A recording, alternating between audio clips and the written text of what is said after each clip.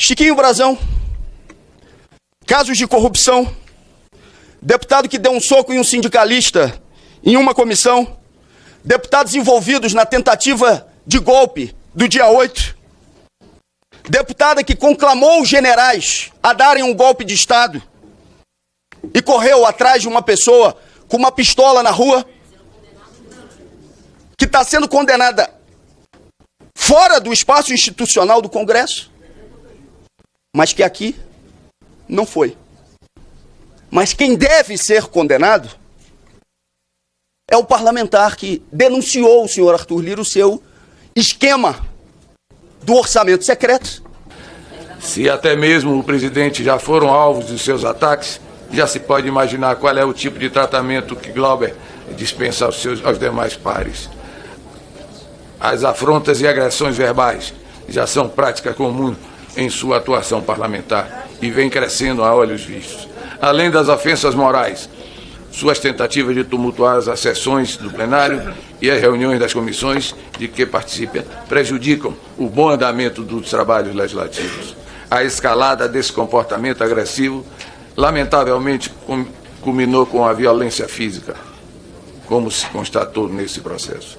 No caso em tela, nota-se que o representado, para justificar suas condutas, alegou estar sendo vítima de provocações e perseguições, seja do MBL, seja do presidente desta casa, deputado Arthur Lira, que em nenhum momento assumiu a responsabilidade pelos seus atos, atribuindo a terceiros. O relator, no seu desespero em poder agradar quem de fato escreveu o relatório, nem disfarçou. O que eu disse naquele dia, deputado, e o que eu repito aqui no dia de hoje, é que quem escreveu o seu relatório foi o senhor Arthur Lira. E hoje, mais do que dizer, eu vou provar. Eu vou trazer elementos objetivos que demonstram que o seu relatório já estava comprado. Previamente comprado.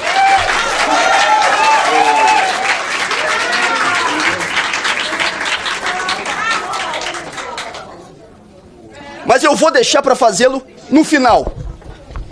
No final da minha exposição.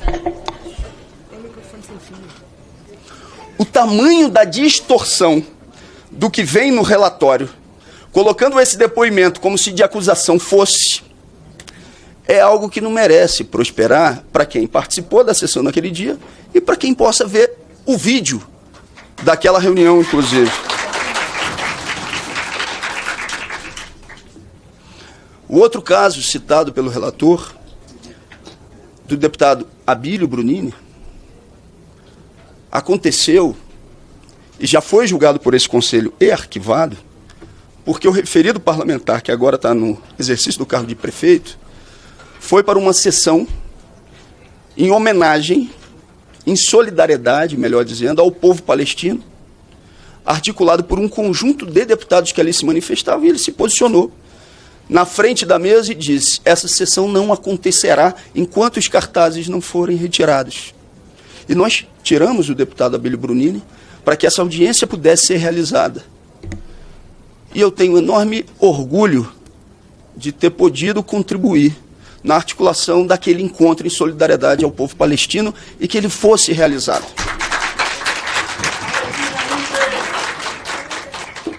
Se não fosse o suficiente,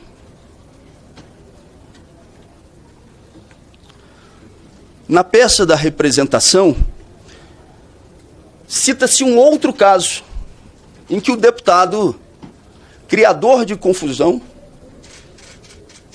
que é como estão procurando me carimbar, teria falado contra ou reagido ao pronunciamento de um deputado federal.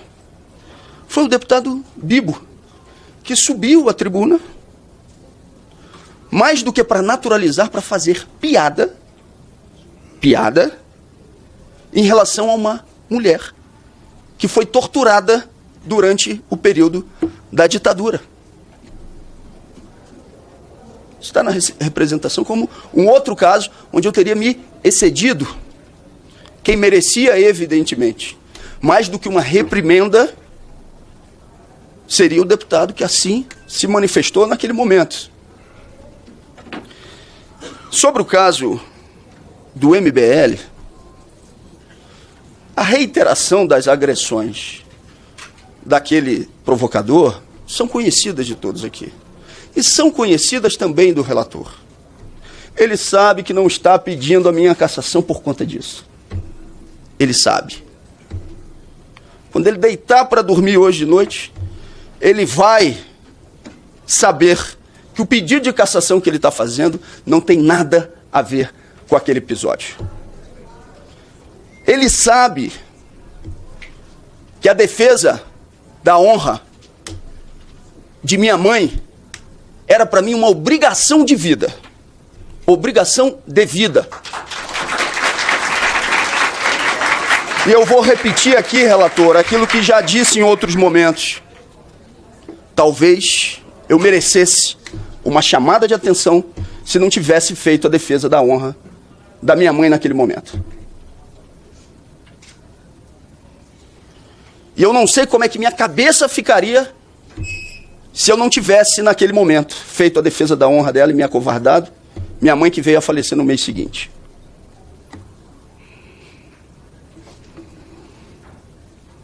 O mesmo grupo que ontem, no Rio de Janeiro, no ato de repúdio ao golpe, estava lá. Mais uma vez, um grupo de 5 provocadores tentando inviabilizar uma manifestação de centenas de pessoas para criar confusão. Todo mundo já conhece o modus operandi desse grupo. O relator citou várias vezes, durante a sua exposição, o fato de que eu me referi ao deputado Kim Kataguiri como defensor do nazismo. Foi esse Conselho de Ética que deu a oportunidade, deputado relator, de demonstrar que dentro do MBL tem um sujeito chamado Benjamin Pontes, que se articula como supremacista branco, que faz parte de um mandato do MBL e que teria sido afastado internamente, essas são as informações que circulam, só para que eles não ficassem mal na foto, porque a relação do MBL com grupos de supremacismo branco é notória. Todas as pessoas sabem disso. E se isso não tem nenhuma importância em relação ao meu comportamento, eu chamo a atenção do relator sobre o que é a reação que tem que se realizar em relação a grupos de orientação evidentemente fascistas.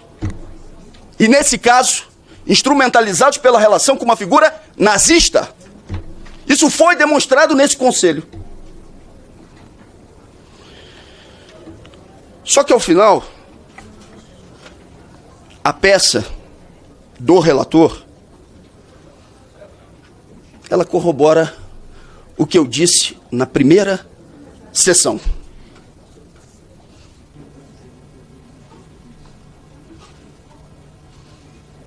Eu não posso. O relator chegou a dizer aqui que eu, em relação a 2 ex-presidentes da Câmara, eu fui indelicado, ou eu os agredi verbalmente. Era melhor, relator, que o senhor dissesse de que 2 ex-presidentes o senhor está falando. O primeiro ex-presidente citado pelo relator, e que hoje, infelizmente, tem influência ainda na Câmara dos Deputados, foi quando, no voto do impeachment, da primeira etapa do golpe, eu disse que o senhor Eduardo Cunha era um gangster. Só que ele entrou, relator, com uma queixa-crime contra mim no Supremo Tribunal Federal, queixa-crime essa que foi arquivada. E o segundo, citado pelo senhor, é o ex-presidente Arthur Lira.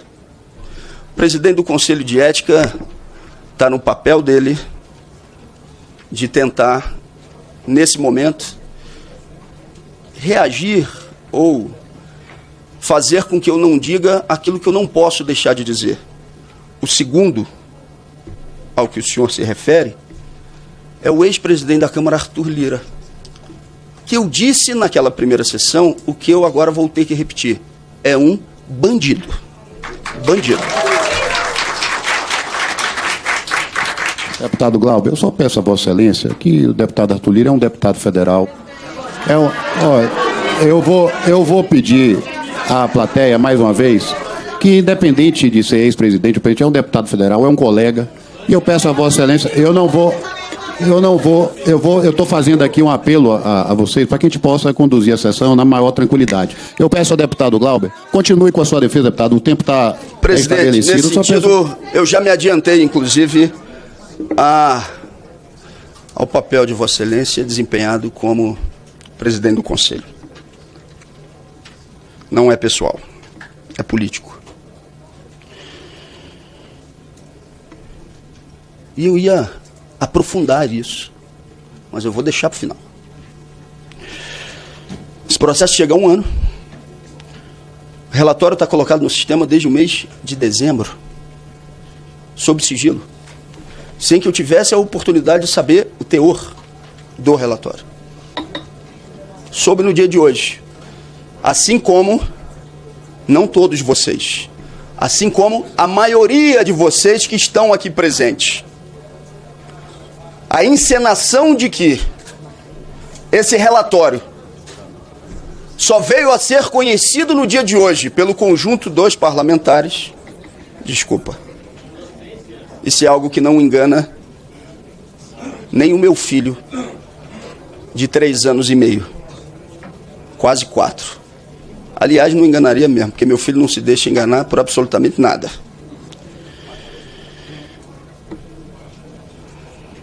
A metade das testemunhas que eu apresentei foram indeferidas pelo relator. Então, evidentemente, esse processo, desde o início, tentou blindar a figura do ex-presidente da Câmara e, mais do que isso, com um relatório que já estava previamente preenchido. Já tinha indicação objetiva do que aconteceria aqui no dia de hoje. E o relator sabe que eu estou falando a verdade. Ele pode até ir no microfone de novo e dizer que não é isso. Mas no íntimo dele, ele sabe que eu estou falando a verdade e que ele mentiu na primeira reunião do Conselho. Me parou ali no corredor da Câmara, mais especificamente, pertinho da rampa, quando ainda não era designado o relator, virou para mim e disse, eu não procurei, ele foi quem me procurou, me parando no corredor. Virou e disse, vi o seu depoimento, fiquei emocionado. Não podemos deixar essa injustiça acontecer. Conte comigo. Pode dizer de novo que foi mentira. No íntimo, o senhor sabe que é verdade. O senhor sabe que é verdade. O poder de criatividade é muito grande. Ele sabe que é verdade. Ele sabe que é verdade. E sigamos. E sabe também que mudou o relatório, sabe que mudou a sua convicção, entre aspas, ou a sua percepção, depois de uma conversa com o ex-presidente da Câmara, o senhor Arthur Lira. Só que o senhor Arthur Lira não fez uma simples conversa com o relator. E em relação a isso, a Polícia Federal vai ter que aprofundar as investigações, evidentemente. Foi mais do que uma simples conversa. Teve um preço, esse relatório.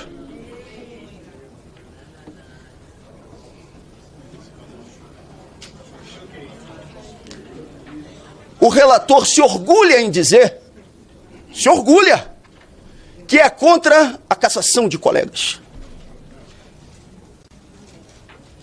E isso faz, então, com que ele justifique o voto abstenção em relação à cassação do senhor Chiquinho Brazão.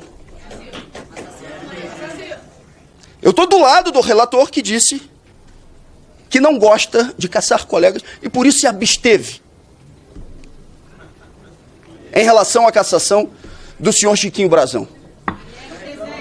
Eu aproveito para dizer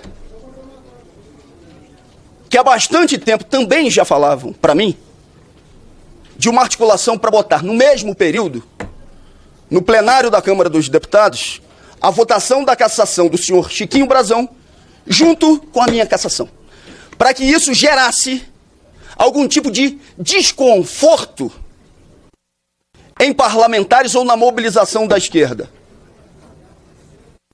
Conosco não vai funcionar.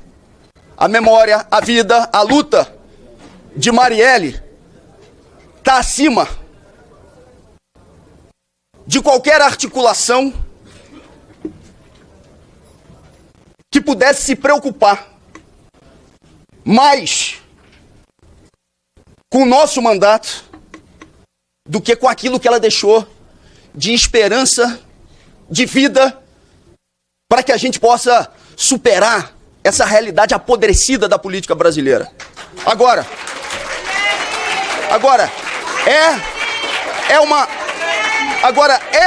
é uma vergonha, isso eu tenho que dizer, que até esse tipo de articulação se faça